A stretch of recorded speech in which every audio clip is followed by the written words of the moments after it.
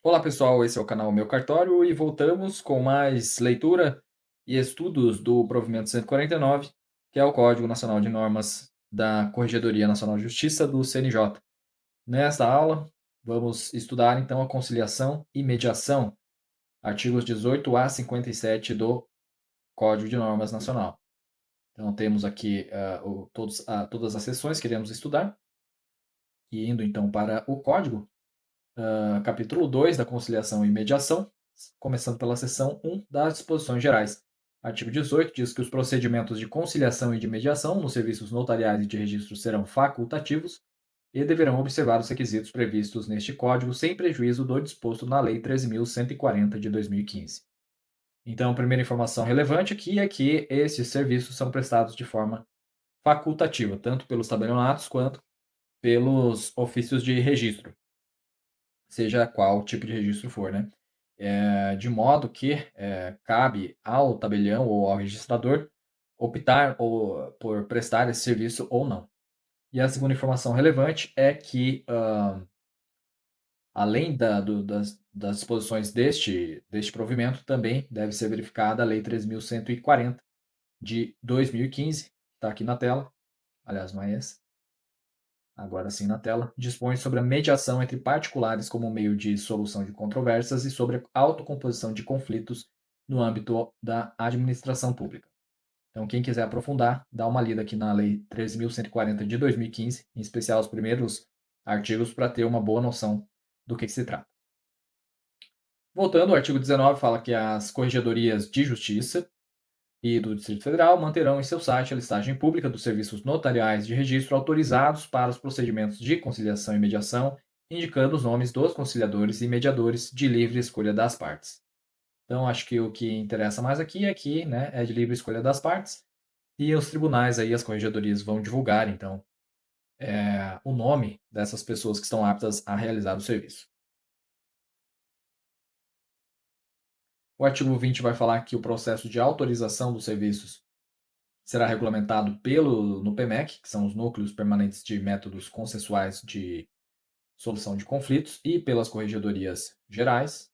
E o parágrafo único desse artigo vai dizer que os serviços notariais e de registro poderão solicitar autorização específica para que o serviço seja prestado, sob supervisão do delegatário, por no máximo 5 escreventes habilitados. Então, a informação relevante aqui é que existe uma limitação de até, no máximo, 5 escreventes em cada serventia que poderão ser mediadores e conciliadores. O artigo 21 vai falar sobre a fiscalização pela CGJ e também pelo juiz coordenador do Centro Judiciário de Solução de Conflitos e Cidadania, que é o CEJUSC. Então, eles que vão realizar aí a fiscalização dessas serventias que prestam esse tipo de serviço. O artigo 22 fala que somente poderão atuar como conciliadores ou mediadores aqueles que forem formados em curso para o desempenho das funções, observadas aí as diretrizes curriculares da resolução do CNJ, e de modo então que há necessidade aí da realização desse curso para que seja prestado o serviço a contento. O parágrafo 3º diz que os conciliadores e mediadores autorizados a prestar o serviço deverão, a cada 2 anos, contados da autorização, comprovar à CGJ e ao NUPEMEC, a que estão vinculados, a realização de curso de aperfeiçoamento em conciliação e em mediação. Então, aqui uma informação relevante, que a cada 2 anos aí me parece que será necessário fazer esse curso de aperfeiçoamento aí para manutenção do serviço. Indo para o artigo 23, o conciliador e o mediador observarão os princípios e as regras previstas na Lei 3.140 de 2015, que a gente acabou de ver do que se trata, bem como o artigo 166 da Lei 3.105, que é o Código de Processo Civil, e Código de Ética ainda dos conciliadores e mediadores. O artigo 24 vai dizer que toda e qualquer informação revelada na sessão de conciliação ou mediação será confidencial, salvo as hipóteses do artigo 30 da Lei 13.140 de 2015. Então, em regra, aí, vigora a questão de ser confidencial, porém, o artigo 30 dessa lei vai excetuar algumas situações. Então, vamos dar uma olhadinha no artigo 30 aqui, fazer a leitura. Toda e qualquer informação relativa ao procedimento de mediação será confidencial em relação a terceiros, não podendo ser revelada, sequer em processo arbitral ou judicial, salvo se as partes expressamente decidirem de forma diversa, ou quando sua divulgação for exigida por lei, ou necessária para cumprimento de acordo obtido pela mediação. Então, aqui nós temos já algumas exceções, e o próprio provimento vai trazer também a situação do crime de ação pública e da questão da administração tributária, informações que sejam do interesse da administração tributária, né? Essas situações aí, elas estão excetuadas, então, da questão do sigilo. Qual é o parágrafo 4º? Serão vedados para fim diverso daquele expressamente deliberado pelas partes o registro, a divulgação e a utilização das informações apresentadas no curso do procedimento. Artigo 25 vai falar que aos que atuarem como conciliadores e mediadores aplicar-se-ão as regras de impedimento e suspeição nos termos lá do Código de Processo Civil e também da Lei 11.340, devendo, quando constatadas essas circunstâncias, ser informadas aos envolvidos, interrompendo-se a sessão. Então, aplica-se aí aos conciliadores, aos mediadores, em âmbito extrajudicial, as mesmas regras no que se refere à suspeição e impedimento de magistrados, por exemplo. O parágrafo único traz que notários e registradores poderão prestar serviços profissionais relacionados com suas atribuições às partes envolvidas em sessão de conciliação ou de mediação de sua responsabilidade.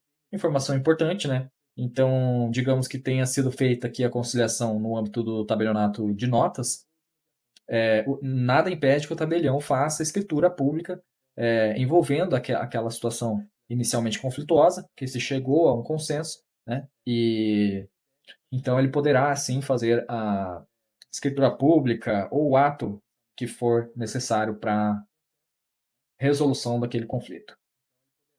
Entrando na seção 2, agora das partes, artigo 26, podem participar da conciliação e da mediação como requerente ou requerido, a pessoa natural, absolutamente capaz, a pessoa jurídica e os entes despersonalizados a que a lei confere capacidade postulatória.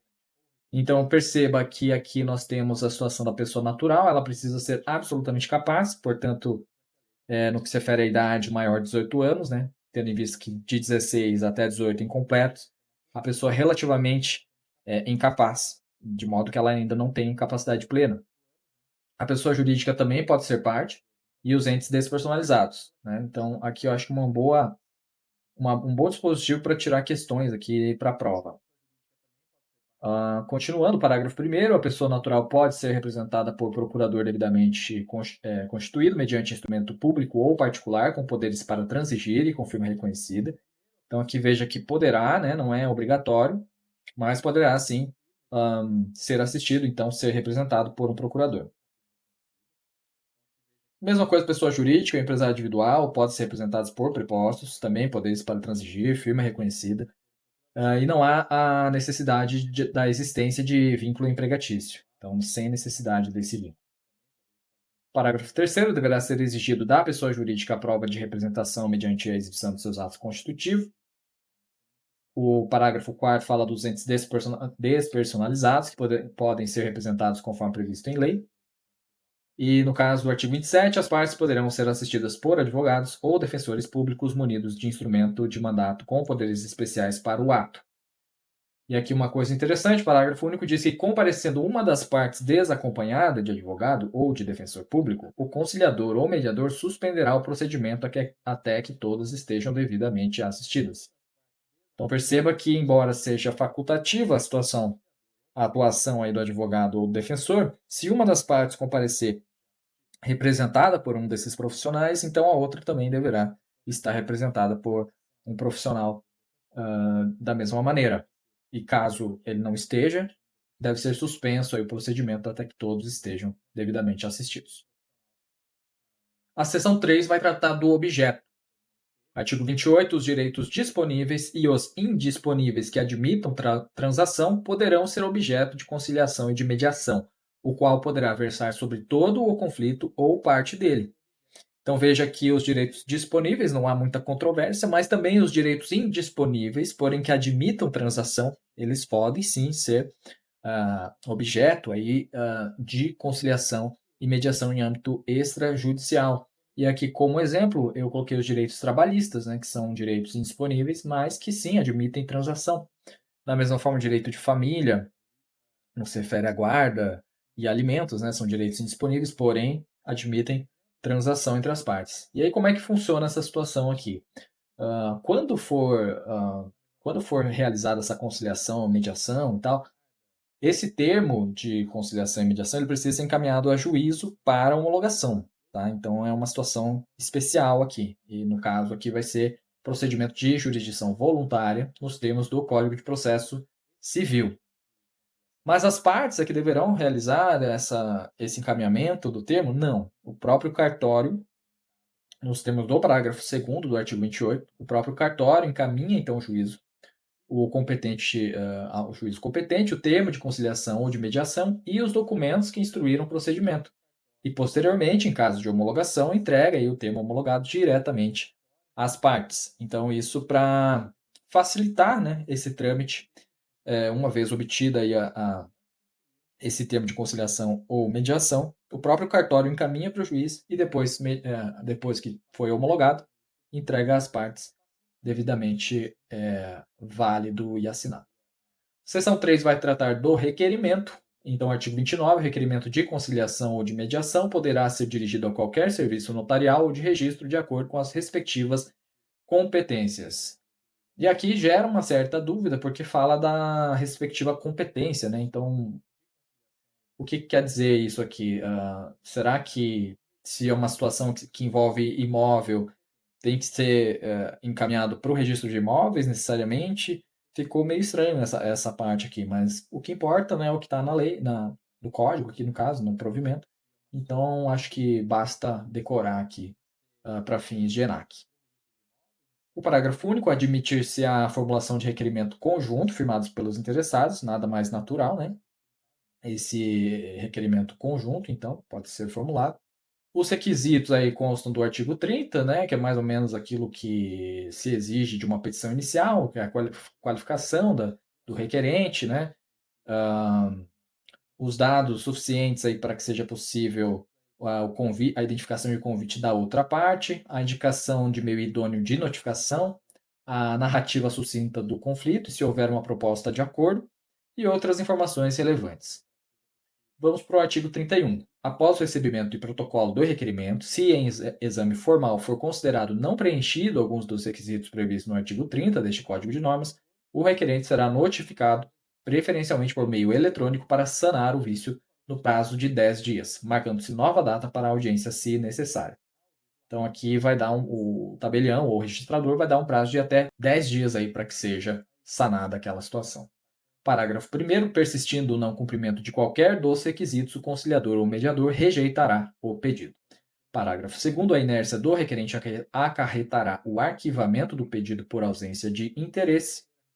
Artigo 32, no ato do requerimento, o requerente pagará emolumentos referentes a uma sessão de mediação de até 60 minutos. Então a gente vai ver os emolumentos mais para frente, mas basicamente aí os emolumentos eles abrangem já uma sessão de 60 minutos, né? Então, quando do requerimento já deve ser pago já com antecedência aí esse emolumento. O artigo 33, a distribuição do requerimento será anotada no livro de protocolo de conciliação e de mediação, conforme a ordem cronológica de apresentação. Também veremos mais à frente os livros, né? Temos o livro de protocolo, aqui já descrito. O artigo 34, ao receber o requerimento, o serviço notarial ou de registro designará de imediato data e hora para a realização da sessão de conciliação ou de mediação e dará ciência dessas informações ao apresentante do pedido, dispensando-se a notificação do requerente. Vamos mais para frente aqui. O artigo 35 fala que a notificação da parte requerida será realizada por qualquer meio idôneo de comunicação, devendo ocorrer preferencialmente por meio eletrônico. Então, deve-se dar preferência ao meio eletrônico. Ou por carta com aviso de recebimento, ou notificação por oficial de registro de títulos e documentos do domicílio de quem deva recebê-la. Então, temos aqui a preferência por por essas três formas aqui de notificação. Parágrafo 1º, o serviço notarial de registro informará ao requerente os meios idôneos de comunicação permitidos e respectivos custos. Parágrafo 2º, o requerente arcará com o custo da notificação, no entanto, se for feita pelo meio eletrônico, não será cobrado. Então veja que aqui o meio eletrônico, né, ele acaba sendo gratuito para a parte. Vamos para o artigo 36, que fala que o serviço notarial ou de registro remeterá com notificação cópia do requerimento à parte requerida, esclarecendo desde logo que sua participação na sessão de conciliação ou de mediação será facultativa e concederá prazo de 10 dias para que, querendo, indique por escrito nova data e novo horário, caso não possa comparecer à sessão designada. Então veja que é muito mais tranquilo aqui que um processo judicial, né? Então a possibilidade aqui da parte falar a parte requerida, né, nesse caso, falar que não pode comparecer naquela data que foi estipulada inicialmente e, né, poderá pedir então uma nova data. E outra coisa é que a participação é facultativa, então deve estar bem claro, né, que se trata de uma situação facultativa. Parágrafo único. Para conveniência dos trabalhos, o serviço notarial ou de registro poderá manter contato com as partes no intuito de designar data de comum acordo para a sessão de conciliação ou de mediação. Tudo tranquilo aqui. Seção 4 das sessões, artigo 37.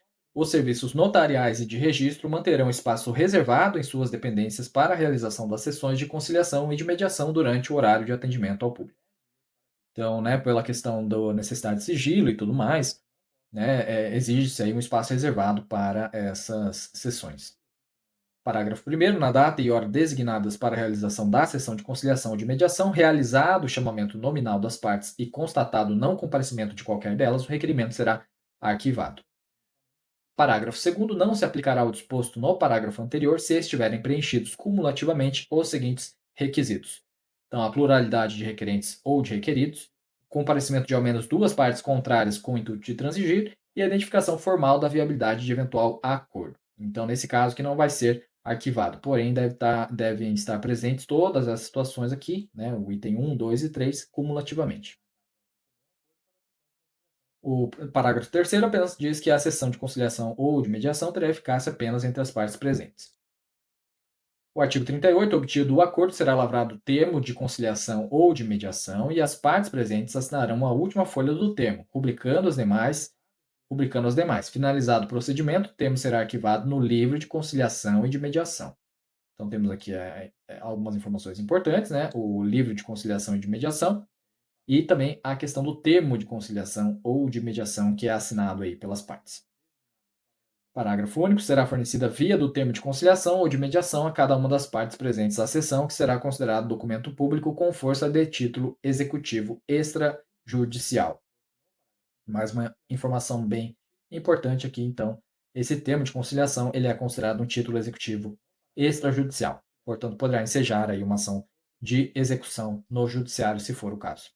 Artigo 39. Na obtenção de acordo não impedirá a realização de novas sessões de conciliação ou de mediação até que finalizadas as tratativas. O artigo 40. O pedido será arquivado independentemente de anuência da parte contrária, se o requerente solicitar, a qualquer tempo e por escrito, a desistência do pedido. Parágrafo 1º. Solicitada a desistência, o requerimento será arquivado em pasta própria, não subsistindo a obrigatoriedade de sua conservação quando for microfilmado ou gravado por processo eletrônico de imagens. E o parágrafo 2º fala que presumir-se-á a desistência do requerimento se o requerente, após notificado, não se manifestar no prazo de 30 dias. Então, aqui vai ser considerado, então, arquivado, né, esse procedimento, se após 30 dias o requerente não se manifestar. Artigo 41. Em caso de não obtenção do acordo ou de desistência do requerimento antes da sessão de conciliação ou de mediação, o procedimento será arquivado pelo Serviço Notarial de Registro, que anotará essa circunstância no livro de conciliação e de mediação. Agora vamos entrar na seção 5, que trata dos livros. Então, artigo 42. Serviços notariais e de registro, optantes pela prestação do serviço, criarão um livro de protocolo específico para recebimento de requerimentos de conciliação e de mediação. Então, temos aqui o livro de protocolo. Esse livro de protocolo tem 300 folhas, será aberto, numerado, autenticado e encerrado pelo oficial do Serviço Notarial e de Registro, podendo ser utilizado para tal fim processo mecânico de autenticação previamente aprovado pela autoridade judiciária competente. Então, portanto, 300 folhas. Aqui consta quais são os requisitos deste livro de protocolo, que é o número de ordem, a data de apresentação do requerimento, o nome do requerente e a natureza da mediação. No artigo 43, vai falar sobre o livro de conciliação e de mediação. Serviços notariais e de registro que optarem por prestar o serviço deverão instituir livro de conciliação e de mediação, cuja abertura atenderá às normas estabelecidas pelas corregedorias estaduais e do DF. Parágrafo 1º. Os termos de audiência, de conciliação ou de mediação serão lavrados em livro exclusivo, vedada sua utilização para outros fins. Parágrafo 2º. Os livros obedecerão aos modelos de uso corrente, aprovados pelo juiz da Vara de Registros Públicos. Continuando, o parágrafo 3º. Os números de ordem dos termos de conciliação e mediação não serão interrompidos ao final de cada livro, obviamente, né? Continuam indefinidamente nos livros da mesma espécie. E uma coisa interessante é que pode ser adotado simultaneamente mais de um livro de conciliação e mediação para lavratura de audiências por meio eletrônico. Parágrafo 5º. Deverá ser adotado pelos serviços notariais de registro livro de carga físico, no qual serão correlacionados os escreventes e os livros quando o serviço utilizar concomitantemente mais de um livro de conciliação e de mediação. O parágrafo 6º. O livro sob a responsabilidade de um escrevente é de seu uso exclusivo, permitida a utilização por outro escrevente apenas com autorização prévia do notário e do registrador, lançada e datada no livro de carga. Então veja que cada escrevente aqui vai ter, né, o livro, né, que vai ficar sob a sua responsabilidade, nesse caso aqui, em que há livros simultâneos. O artigo 44, o livro de conciliação e de mediação terá também 300 folhas, permitido o acréscimo apenas para evitar a inconveniência de cisão do ato.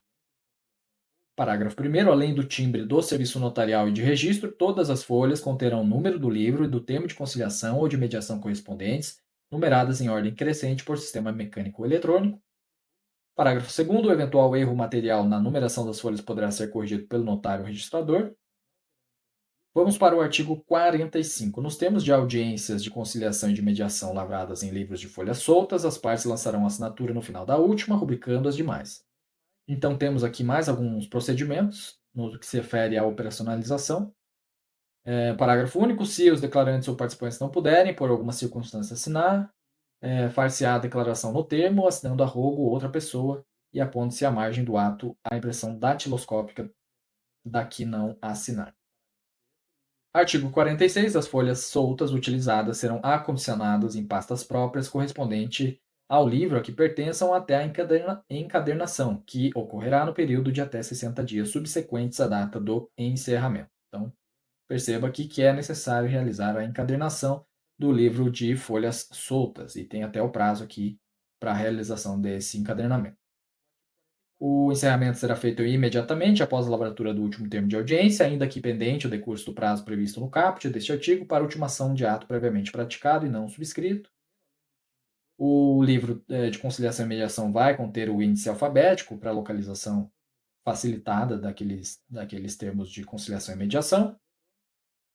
O artigo 48 fala que o livro e qualquer documento oriundo de conciliação ou de mediação extrajudicial deverão permanecer no ofício e quaisquer diligências judiciais ou extrajudiciais que exigirem sua apresentação serão realizadas sempre que possível no próprio ofício, salvo determinação judicial, caso em que o documento ou livro poderá deixar o serviço extrajudicial. Então, nada de novo aqui, tudo disposição que já consta da Lei 8.935, dentre outros.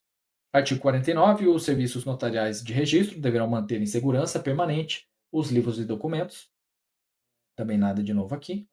Artigo 50. Os documentos eventualmente apresentados pelas partes para a instrução da conciliação ou da mediação serão examinados e devolvidos a seus titulares durante a sessão, devendo os serviços notariais de registro manterem em arquivo próprio, além do requerimento firmado pelas partes, todos os documentos que julgar pertinentes. E os serviços notariais de registro observam, então, um prazo mínimo de 5 anos para o arquivamento desses documentos relativos à conciliação e à mediação. 5 anos, né, para os documentos, porém, os livros são de guarda permanente, naturalmente. Agora vamos entrando na seção 6, que vai tratar dos emolumentos. Então, artigo 52. Enquanto não editadas no âmbito dos estados e do DF normas específicas relativas aos emolumentos, observadas as diretrizes previstas na Lei 10.169 de 2000, que trata dos emolumentos, aplicar-se-á às conciliações e às mediações extrajudiciais a tabela referente ao menor valor cobrado na lavratura de escritura pública sem valor econômico. Então, temos aqui uma disposição, né, naqueles estados que ainda não contam com uma rubrica específica, então cobra-se aí o valor da lavratura de uma escritura sem valor econômico, que corresponde aí, que vai abranger, ou melhor dizendo, a sessão de até 60 minutos de conciliação, bem como o valor de uma via do termo de conciliação e mediação para cada uma das partes. E aí, se forem excedidos os 60 minutos, ou se forem necessárias sessões extraordinárias para obtenção do acordo, serão cobrados emolumentos proporcionais ao tempo excedido, na primeira hipótese, e relativos a cada nova sessão de conciliação ou de mediação, na segunda hipótese, mas em todo caso, poderá o custo ser repartido pro rata entre as partes, salvo se transigirem de forma diversa. Então, né, se não for realizada a conciliação ou mediação nos 60 minutos iniciais, pode ser estendida aquela sessão, e aí cobra-se proporcionalmente, ou então pode ser agendada uma nova sessão, e aí, nesse caso, paga-se mais uma sessão de 60 minutos. O artigo 53 é vedado aos serviços notariais de registro receber das partes qualquer vantagem referente à sessão de conciliação ou de mediação, exceto os valores relativos aos emolumentos e às despesas de notificação. Então, nada de novo aqui também, né? Não se pode cobrar nada fora da tabela de emolumentos. Artigo 54, na hipótese de o arquivamento do requerimento ocorrer antes da sessão de conciliação ou de mediação, 75% do valor recebido a título de emolumentos será restituído ao requerente. Então, veja que, né, se houver o arquivamento daquele requerimento, tem que devolver aí 75% do valor. E 25%, então, permanece aí com o serviço. Parágrafo único. As despesas de notificação não serão restituídas, salvo se ocorrer a desistência do pedido antes da realização do ato, ou seja, antes da realização da notificação. Aí, naturalmente, não vai incorrer em custos, né, o cartório, e aí poderá ser, sim, devolvido. Artigo 55. Com base no artigo 169, parágrafo 2º do CPC, os serviços notariais e de registro realizarão sessões não remuneradas de conciliação e de mediação para atender demandas de gratuidade, como contrapartida da autorização para prestar o serviço. Então, é mais uma situação aqui que os cartórios que prestam esse serviço precisam observar, né? Realizarem sessões não remuneradas. E essas sessões não remuneradas não podem ser inferior a 10% da média semestral das sessões e nem inferior ao percentual fixado para as câmaras privadas. Finalmente, seção 7 das disposições finais.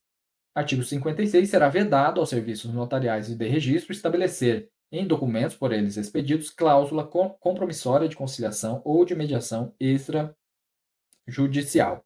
E o artigo 57 aplica-se o disposto no artigo 132 caput, parágrafo 1º do Código Civil Brasileiro, quanto à contagem dos prazos, né, que vai falar ali que computam-se os prazos, excluído o dia do começo, incluído o do vencimento, e se cair em feriado, considera-se prorrogado até o seguinte dia útil. Então, no que se refere à conciliação e mediação, no Código de Normas Nacional era isso. É um tema um pouco novo ainda, traz a sua complexidade, mas acredito que a simples leitura do código e talvez dessa lei 13.140 aqui já seja suficiente aí para matar todas as questões que venham a ser cobradas no ENAC. Muito obrigado por assistir. Se tiver alguma dúvida, algum comentário, por favor, comente aí no vídeo, curta se você gostou e nos vemos no próximo vídeo. Até mais.